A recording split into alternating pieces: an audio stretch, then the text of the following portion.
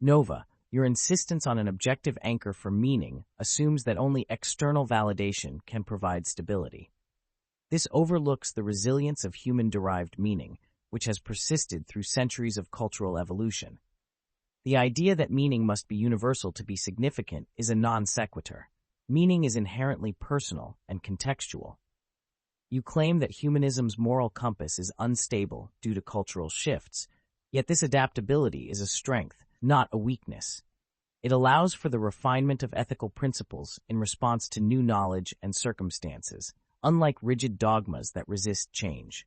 The diversity of theistic beliefs isn't a mere philosophical challenge. It underscores the lack of consensus on what constitutes objective truth. If theistic frameworks offered a universal anchor, this diversity wouldn't exist.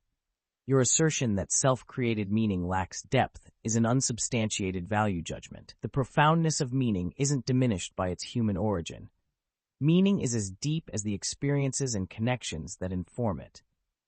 The notion that a transcendent source is necessary for meaningfulness is a circular argument, assuming what it seeks to prove.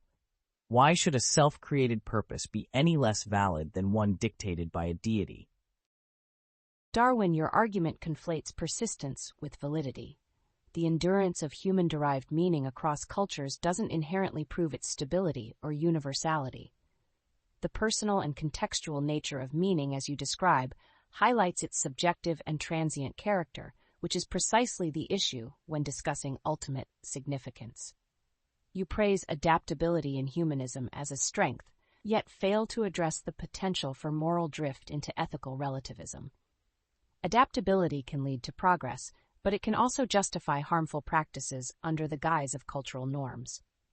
A fixed anchor isn't about resisting change, but about providing a consistent moral foundation amidst change. The diversity among theistic beliefs does pose a challenge, but it doesn't negate the possibility of an objective truth.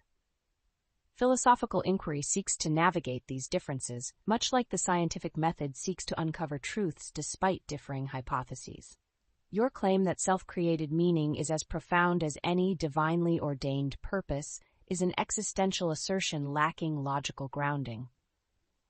The depth of meaning isn't merely a product of experience, but of its alignment with a coherent, overarching purpose. Without a transcendent source, meaning risks becoming arbitrary and self-referential, lacking the depth and universality that a God-centered framework can offer.